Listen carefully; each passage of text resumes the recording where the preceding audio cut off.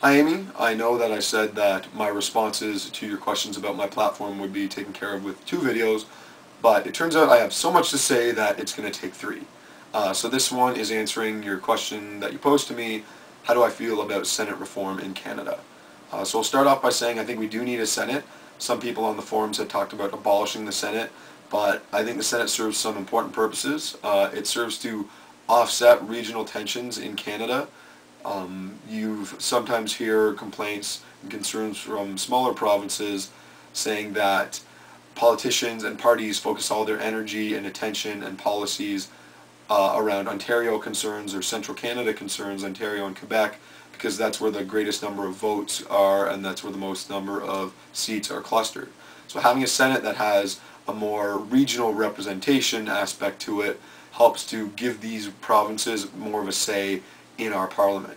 I think the Senate also helps to counter prime ministerial power if it's effective. If the Senate is effective, it helps to counter prime ministerial power. As I've discussed in some of the forums, our country has moved away from cabinet government and more towards prime ministerial government, where more and more power is concentrated in the office of the prime minister. And this can be a bad thing because in a majority situation, with the prime minister being the leader of the House, the leader of their party, there's essentially no measures that Parliament can take towards stopping the Prime Minister from enacting whatever legislation he or she wishes. So having an effective Senate can work towards countering this because it operates independently from the House of Commons. In terms of reform, I see no reason why our Senate should not be directly elected by citizens. And I also think that I agree with you in your term limits that you discuss. 15 years is a good number. There have been proposals talking about 8 or 15 years. I think a 15-year non-renewable term is appropriate because it will help to prevent electoral fatigue of having continuous elections. We already have them obviously in the House of Commons.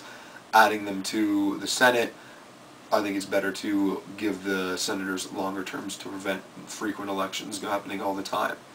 Some issues I'm not 100% in line with on Senate reform.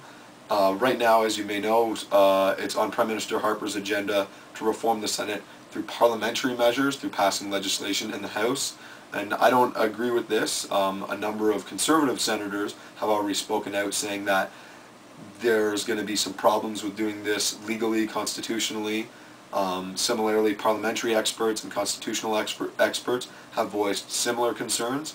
And we also have to ask ourselves, if we're talking about Senate reform, is this something we want to do through a parliamentary measure? I mean, we're discussing a significant change to our parliament and to our way of governance. Shouldn't this be done with the constitutional, in line with the constitutional amending formula that we have in place? I think that's the right way to go.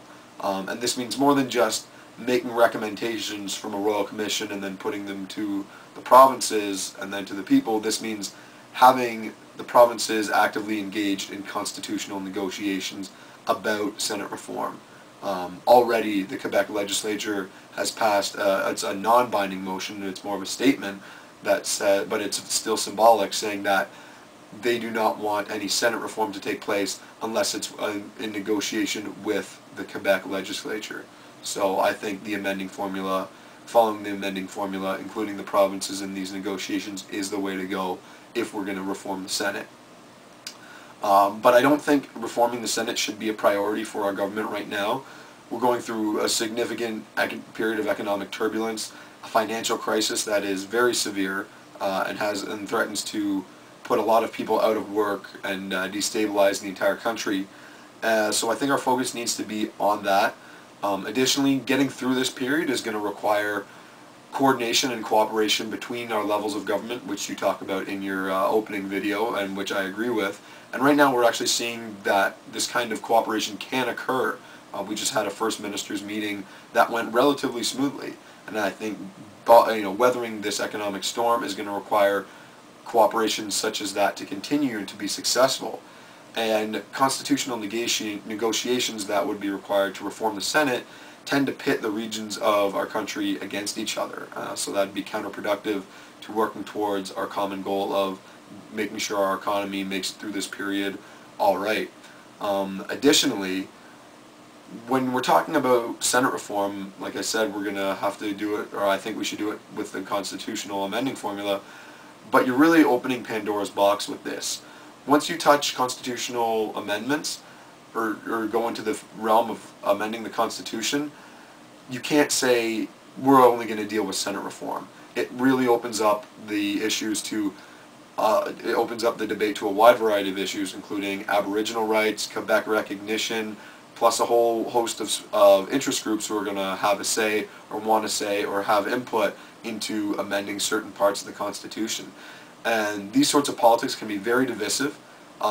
Certainly, solving a lot of these problems would make our country stronger as a nation, but I'm very hesitant to enter into any process such as this that threatens to really divide our country and fracture our country at a time when what we really need to focus on is uniting it, getting behind some policies that will ensure our stability economically, socially, and prosperity for all citizens. So that's my take on Senate reform, Amy, and I'm continuing to work on a video response answering the other question you posed to me about leadership selection that I discussed in my initial platform.